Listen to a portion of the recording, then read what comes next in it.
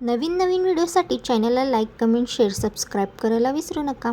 नमस्कार विद्यार्थी मित्रांनो, नर्सिंग नोट्समध्ये आपले स्वागत आहे. तर आजच्या व्हिडिओमध्ये आपण प्रश्न क्रमांक 2 टिपा लिहामधील अल्कोहोल ॲनालिसिस हा प्रश्न बघणार आहोत. तर ह्यालाच अल्कोहोल ॲनालिसिसलाच असे पण म्हटले जाते.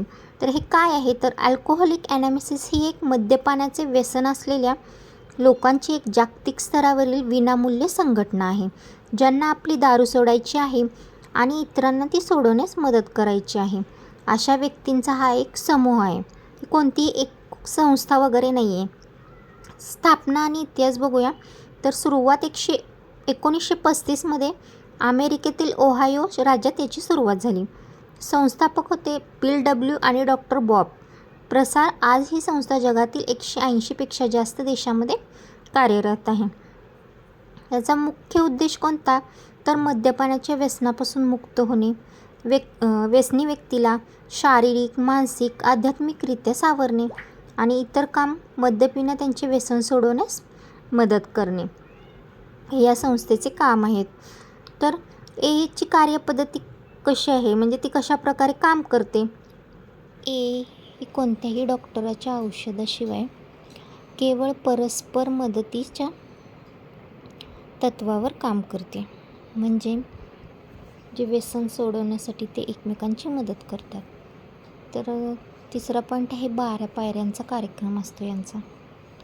12 स्टेप प्रोग्राम्स याला म्हणतात. तर हे सर्वात महत्त्वाचे वैशिष्ट्य आहे आणि त्यांनी दिलेले 12 पायऱ्या आहेत. त्या प्रामुख्याने कोणत्या, तर पाहूया आपण त्यांच्या 12 पायऱ्या. तर बघा, या 12 पायऱ्यामधला पहिला पॉईंट आहे कबुली.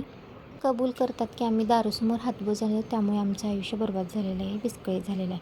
त्यानंतर श्रद्धा ठेवतात की ईश्वर आम्हाला पुन्हा यातून सावरेल. त्यानंतर समर्पणची भावना असते. तर त्यांचे जीवन कल्पनेतील ईश्वराच्या स्वाधीन करण्याचा निर्णय ते घेतात. त्यानंतर चौथा पॉईंट आत्मपरीक्षण. स्वतःचा सखोल आणि निर्भयपणे नैतिक आढावा ते घेतात, म्हणजे स्वतःच्या चुका शोधतात आणि नंतर त्यावर काम करतात. तर स्वीकृती आहे. तर आम्ही आमच्या चुकाचे खरे स्वरूप स्वतःच्यापाशी, ईश्वरापाशी, दुसऱ्या व्यक्तीपाशी मान्य केले.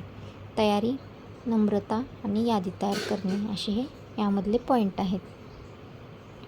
तर बघा, 9वा पॉईंट आहे नुकसान भरपाई. म्हणजे जिथे शक्य होते तिथे त्या व्यक्तींना किंवा इतरांना इजा न पोचवता ते काय करतात, प्रत्यक्ष जाऊन त्यांच्या झालेल्या नुकसानाची भरपाई करतात. हे झाले 9 पॉईंट. त्यानंतर सातत्य ठेवतात. आम्ही आमचे आत्मपरीक्षण चालू ठेवले आहे आणि जेव्हा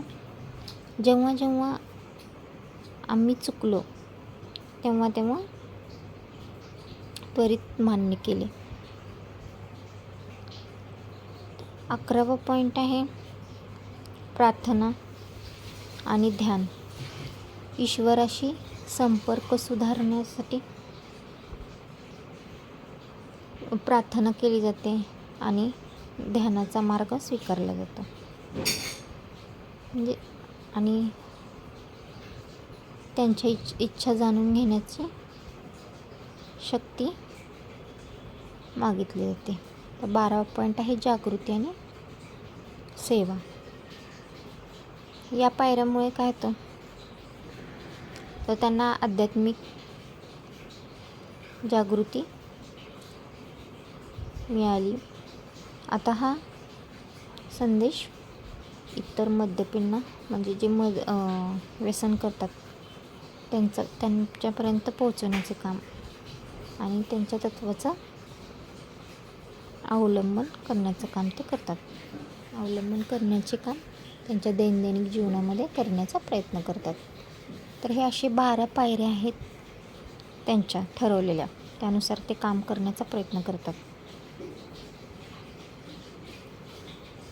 यावर रिलेटेड MCQचे क्वेश्चन मी पोस्टे ऑप्शनमध्ये अपलोड करणार, ते तुम्ही नक्की चेक करा. थँक्यू.